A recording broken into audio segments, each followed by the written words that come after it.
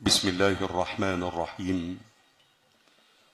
كل نفس ذائقة الموت، وإنما توفون أجوركم يوم القيامة، فمن زحزح عن النار وأدخل الجنة فقد فاز، وما الحياة الدنيا إلا متاع الغرور. صدق الله العظيم. الحضور الكرام، هذه هي الدنيا، من بدأ انتهى، ومن عاش مات، فرسول الله قد رحل ومات، وخاطبه ربه في القرآن الكريم بقوله: إنك ميت وإنهم ميتون. وقال له ربه: وما جعلنا لبشر من قبلك الخلد أفإن مت فهم الخالدون.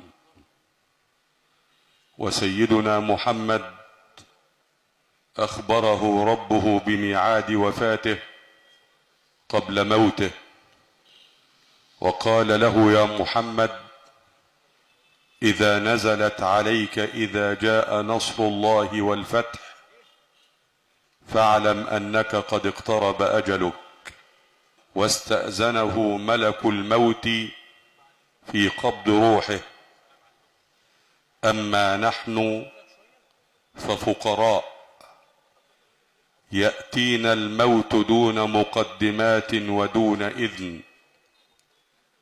وما تدري نفس ماذا تكسب غدا، وما تدري نفس بأي أرض تموت. ولكن العاقل في هذه الدنيا من علم أنه أنفاس معدودة، وتصعد روحه إلى ربه، فيعمل من أجل يوم لا ينفع فيه مال ولا بنون إلا من أتى الله بقلب سليم، ويسعى أن يسطر صحيفته بالحسنات ويبتعد عن السيئات. وما من كاتب إلا وسيفنى، ويبقي الدهر ما كتبت يداه، فلا تكتب بخط يدك غير شيء يسرك في القيامة أن تراه. وسيدنا محمد صلى الله عليه وسلم قال: إذا مات ابن آدم انقطع عمله إلا من ثلاث: صدقة جارية، وعلم ينتفع به، وولد صالح يدعو له. والكيس في هذه الدنيا من عمل لنفسه وقدم في يوم لا ينفع فيه مال ولا بنون إلا من أتى الله بقلب سليم. يا أيها الإنسان إنك ميت، فانظر إلى من كان قبلك وانقبر، كم كان يبني في القصور معمرا، وتراه بعد قصوره سكن الحفر. كم كان يلبث من ثياب فاخر، وتراه في كفن الممات قد اندثر. كم كان يحرك في الحياة ويبتغي، وتراه بعد مماته قد سلب الإرادة وانحصر. وفي كل يوم ينادي مناد: أبناء الثلاثين ماذا قدمتم؟ أبناء الأربعين هلموا، أبناء الخمسين زرع دنا حصاده. والله تبارك وتعالى يمسح على وجه العبد بعد الأربعين بيمينه، ويقول: أما آن لهذا الوجه أن يتوب. الإنسان يسهر طوال الليل ممسكا محموله، والله تبارك وتعالى يتنزل في الثلث الأخير من الليل؟ هل من تائب فأتوب عليه؟ هل من مستغفر فأغفر له؟ هل من مسترزق فأرزقه؟ هل من كذا هل من كذا حتى يطلع الفجر.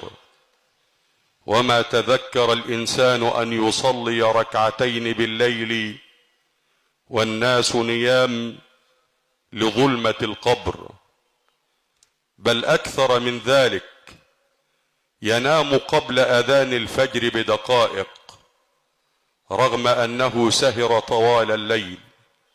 على ما تضحك؟ الله خلقك وغني عن عبادتك.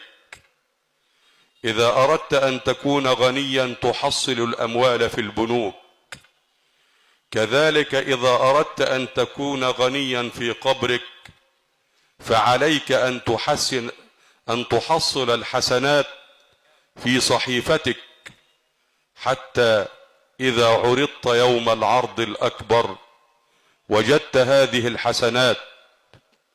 الإنسان يسهر طوال الليل ولم يمسك المصحف ليقرأ ورقة أو ورقتين أو يقرأ وردا من القرآن، مع العلم أنه إذا أراد أن يأكل ينوع مائدة الطعام من مأكل ومشرب وحلوى، فهذه المائدة تتغذى بها الروح، هذه المائدة يتغذى بها الجسد، أما الروح فلها غذاء آخر، وهو أن يقرأ الإنسان القرآن، وأن يجعل لنفسه وردا من القرآن، وأن يكثر من الصلاة والسلام على النبي صلى الله عليه وسلم، الذي قال: من صلى علي صلاة صلى الله عليه بها 10. وقال صلى الله عليه وسلم: البخيل من ذكرت عنده فلم يصلي علي. كذلك الروح تتغذى بالذكر والتسبيح والتهليل، فعلى كل عاقل أن يغذي روحه بالذكر والتسبيح والتهليل، وهو مالك أمره وصحته. ففي يوم من الأيام سيرحل الشباب وستمضي الأيام وتأتي لتصلي ركعتين ولا تجد هذه الصحة التي فرطت فيها في زمن الصبا، فاعمل لنفسك وأنت مالك أمرها. أدعو الله تبارك وتعالى أن يرزقنا وإياكم العمل الصالح، وأن يجعل الله مصر واحة للأمن والأمان، وأن يسدد الله خطى القائمين عليها.